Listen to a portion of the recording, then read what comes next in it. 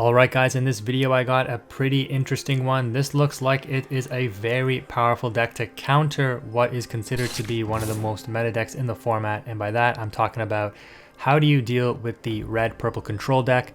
Playing that deck for a while now, I kind of come to understand that in order to win with that deck, you do have to drag the game out into a grind game. So one of the best ways to counter that is to just flood the field with a bunch of questing power, forcing your opponent to basically have to out your characters, and they can't set up their own control game because of that.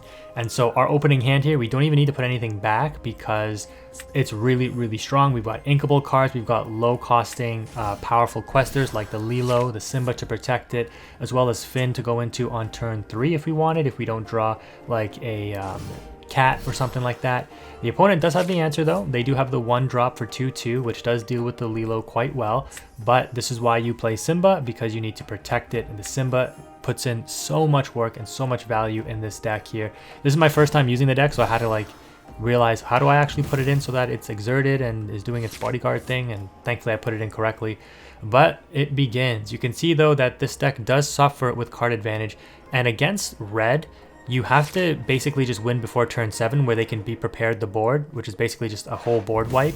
But up until like 3, 4, 5 ink, they really are limited in what they can do with the purple-red control. They have Rafiki, which can deal with the Simba, but likely by that point your Lilo has got you at least 4 if not 6 lore, so it's definitely put in the work that's needed. With the green questers like Finn, Cusco, Mad Hatter, if you get up to 5 ink where they start to be able to play Dragonfire and Maui, forcing those interactions with the Maui, you'll get advantage off of the Hatter and off of the Cusco, so it's not all bad. And then they can't even target Cusco with Dragonfire. So you can see here the opponent is trying their best, you know, to do what they do, which is maintain control. They've got their draw cards, they've got card advantage, they're slowly building a board, but they're falling very behind in terms of questing ability. Now, on the flip side of that, we are starved for resources, but again, our goal is to win before, you know, we get to turn 6, turn 7 where they can be prepared. So we have 10 questing power already,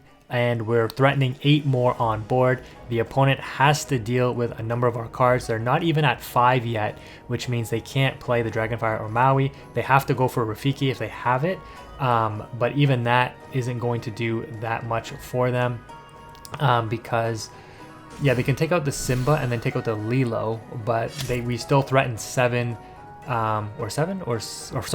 quest power on board with the Hans and the Finn. So look at this, they're forced to use 2 characters to take out that Simba.